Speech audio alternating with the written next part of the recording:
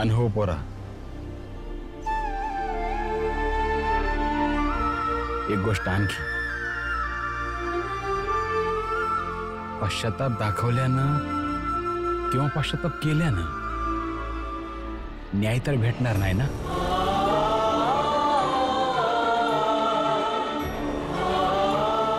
म्हणूनच पश्चाताप होतो किंवा नाही होत, पण एक गोष्ट मात्र खरी आहे की मी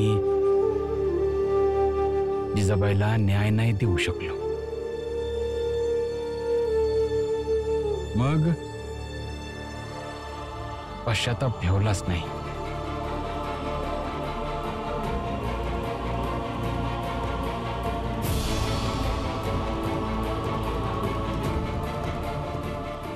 म्या जिजाबाईशी बोलून येते. पण आत्या, काळजी करू नको रमा, मी आहे ना, काळजी करू नको.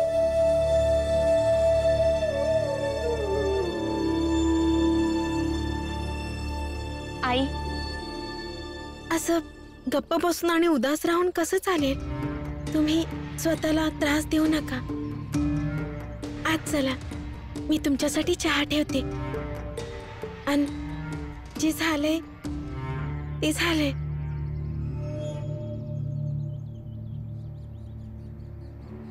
किती दिवस झाले तुला इथे येऊन? 2 दिवस, 4 दिवस, आणि तू मला सांगतेस की जे झालं ते झालं. खूप वर्षांपासून मन मारून राहते मी या घरात. हे समदे घरातले लोक गुन्हेगार आहेत माझे. तुला नसल बनायचं तर शांत बस आणि जा इथून. नाही जिजाबाई,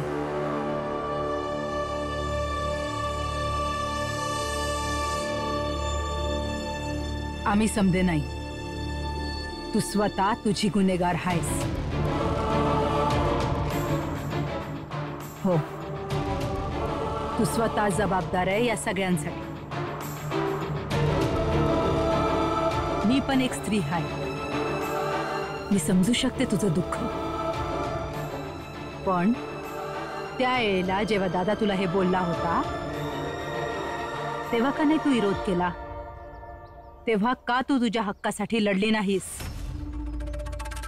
जर तेव्हा मानली होतीस, मग आता काय आहे? का आता प्रत्येक गोष्टींसाठी बोलत बसतेस आणि जेव्हा जेव्हा तुला संधी मिळते तेव्हा तेव्हा तू हीच गोष्ट बोलतेस का? होय, मी आता विसरलीच.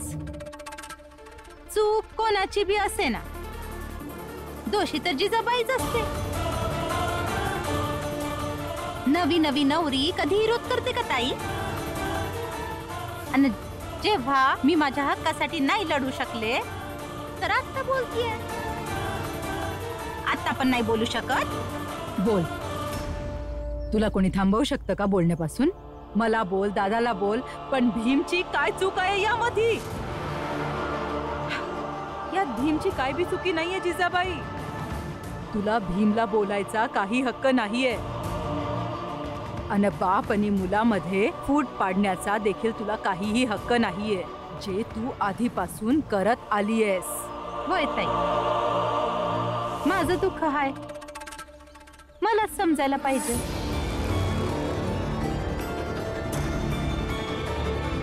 मी जशी हाय तशी हाय. मनात असून सुद्धा या घराला, या घरातल्या लोकांना मी बदलू शकली नाही ना. बस जे जसे आहे त्यांना तसं स्वीकारत गेली मी. म्हणूनच तुम्हाला बी मी जशी हाय तशी स्वीकारावी लागल. मला वाटत होतं की मी कदाचित तुला समजवू शकते, पण नाही जिजाबाई, तुला कोणी बी समजवू शकत नाही.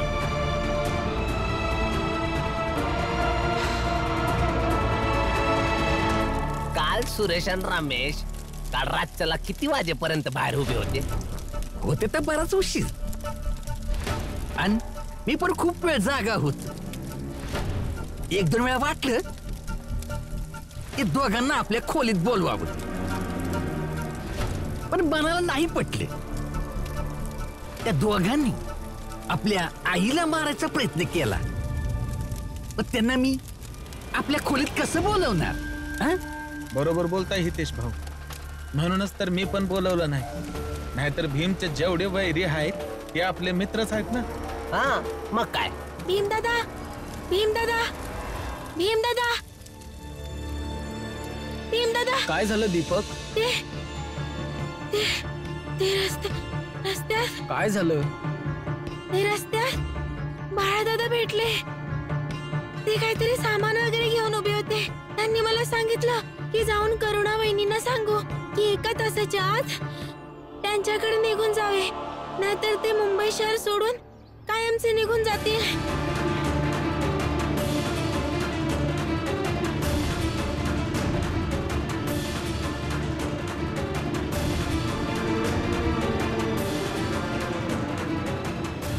स्टेशन जाणाऱ्या रस्त्यावर ते तुमची वाट बघतायत.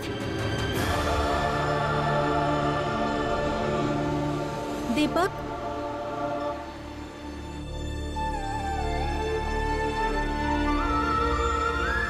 भीम,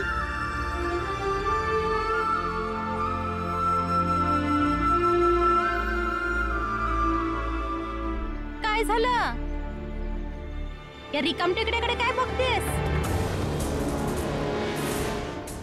बघायचं आहे तर आपल्या परमपूज्य आत्याकडे बघ.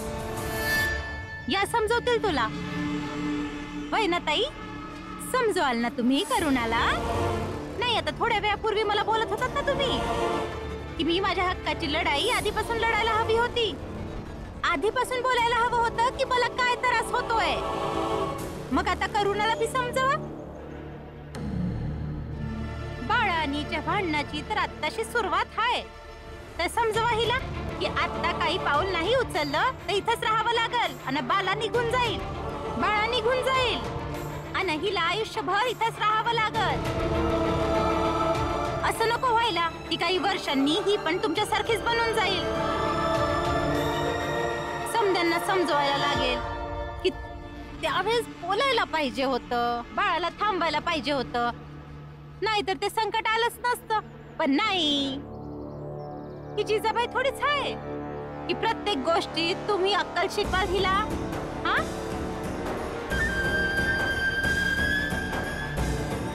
आणि तू हा महान.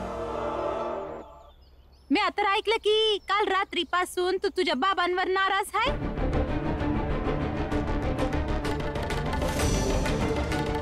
का? त्या गोष्टीवर नाराज आहे ज्याला कुठं ना कुठं तू स्वतःच जबाबदार आहेस. अरे तुझ्यात आणि तुझ्या बाबांमध्ये फरकच काय आहे? जसं तुझे बाबा स्वतःचे निर्णय दुसऱ्यांवरती लादतात, तसंच तू आपला निर्णय आपल्या बहिणीवर थोपत आहेस. आणि जर तुझ्या बाबांमध्ये आणि तुझ्यामध्ये काही फरक असेल तर जाऊ दे तुझ्या बहिणीला तिच्या नवऱ्याकडं. काय माहित किती लोकांना आणि किती घरांना उद्ध्वस्त केलं या भीमनं. अरे कमीत कमी स्वतःच्या घरच्यांना तर वाचव.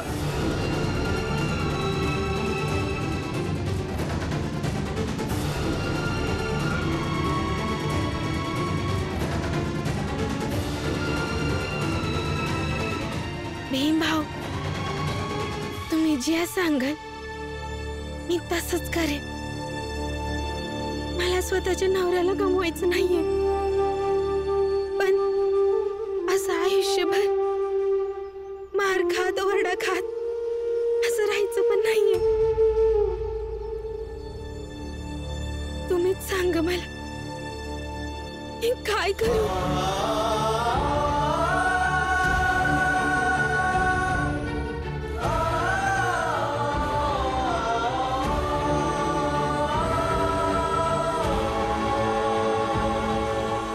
कोणाला प्रश्न विचारतीस? हा भीमराव आहे. याने आता पत्र कोणाला सुखान राहू दिले जो तुला राहू देईल? अरे जा आणि बाळाला थांबव.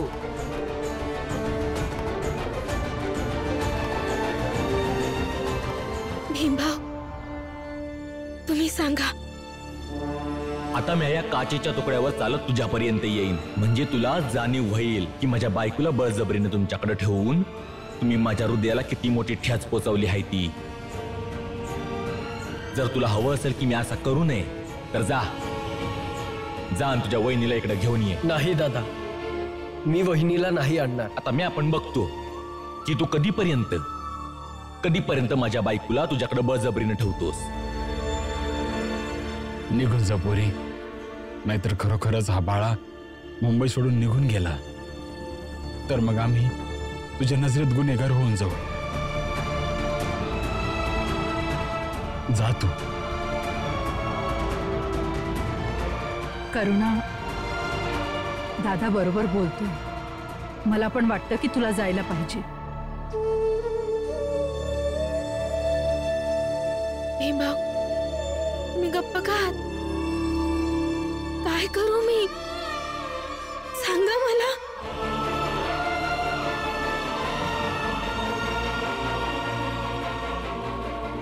जा करुणा, आपल्या नवऱ्याला थांबीव. जा वय करुणा, जा थांबव. जा अगं जा जा.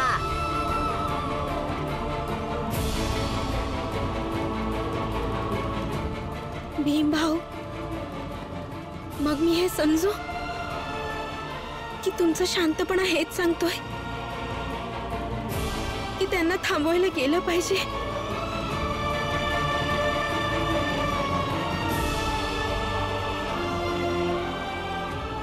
जा जा लवकर. जा जा. ठीक आहे, मग मी निघून जाते. ताई,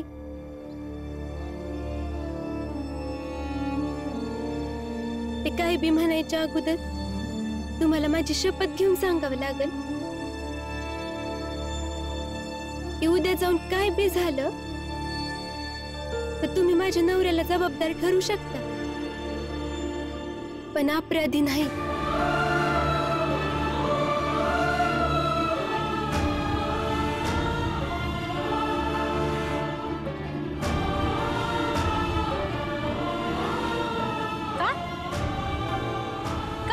का नाही समजणार?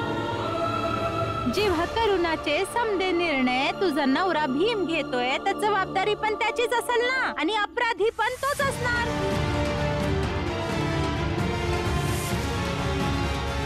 हा, तू जाऊन थांबव आपल्या नवऱ्याला. जा लवकर. ही पण अशा माणसाकडून सल्ला घेते जो स्वतः म्हणतोय की माझा सल्ला योग्य ठरला तर ठरला, नाही तर जे होईल ते होईल.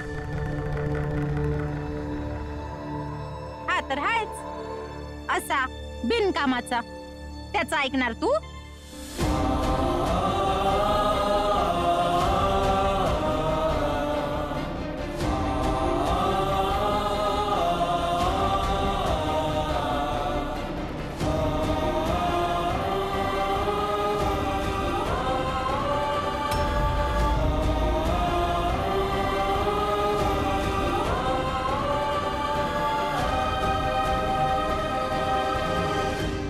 रमा, मी वचन देते की मी भीमरावला दोषी नाही म्हणणार, कधीच नाही म्हणणार.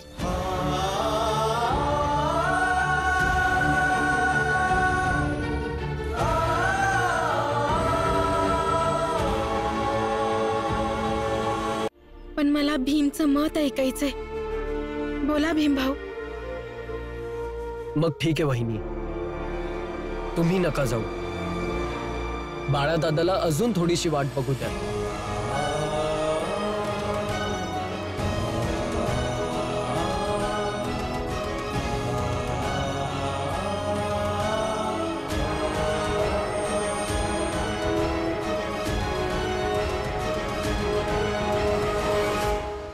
घ्या, भीमरावांना परत खेळ खेळला.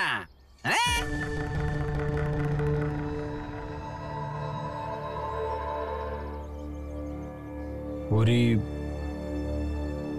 जा पोरी, बाळाला परत घरी घेऊन जा. नंतर आम्ही सगळे मिळून बाळाशी बोलू की. हो पोरी, जा बाळाला समजावून घेऊन जा.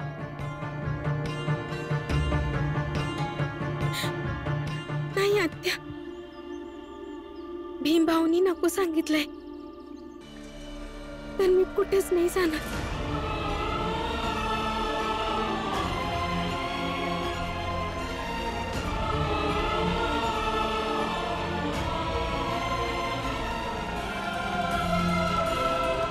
खरं तर हिनं नाही, तुम्ही रडायला पाहिजे. तुमचा लाडका भीम आहे ना, हिला रडवत ठेवून गेलाय. त्याच्या निर्णयामुळे रडत ठेवली हिला, पण तुम्ही दगड बनून उभे राहायचं.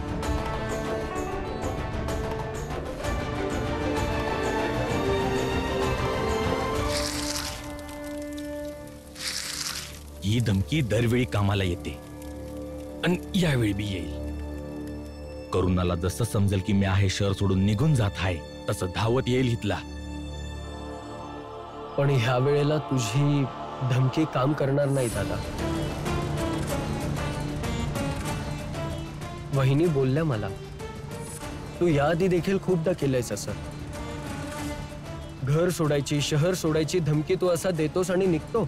सोबत सामान देखील घेतो आणि स्टेशनला जायच्या ऐवजी इथे येऊन बसतोस.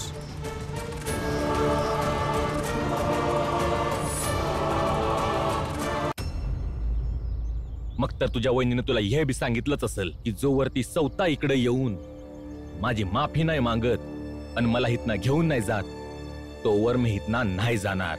हो सांगितलं, पण यावेळी त्या माफी मागायला नाही येणार. ठीक आहे, मग या वेळेला मी खरंच निघून जाईन.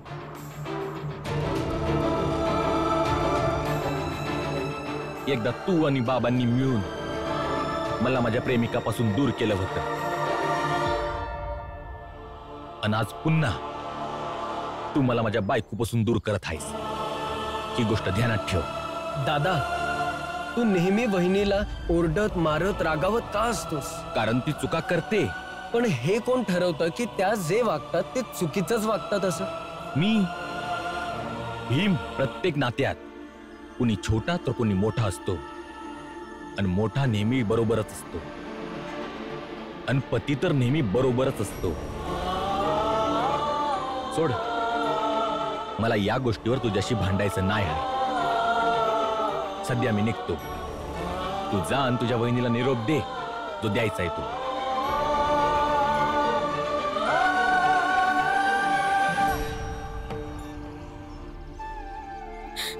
का रडतीयस?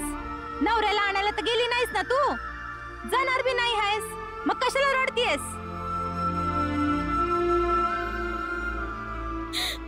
मी त्यांच्याशिवाय कशी राहीन? त्यांच्याशिवाय माझं काहीच अस्तित्व नाही. जर ते नाही आले तर कसं आहे ना करुणा, तुला समजतं तर सगळं आहे, पण निर्णय तुला भीमचाच ऐकायचा आहे, कारण तो तर महान आहे. तुझ्या नवऱ्याला कमी नको समजू. लहानपणापासून हट्टी आहे तो, समजलं? लय हट्टी. बाळादादा थांब.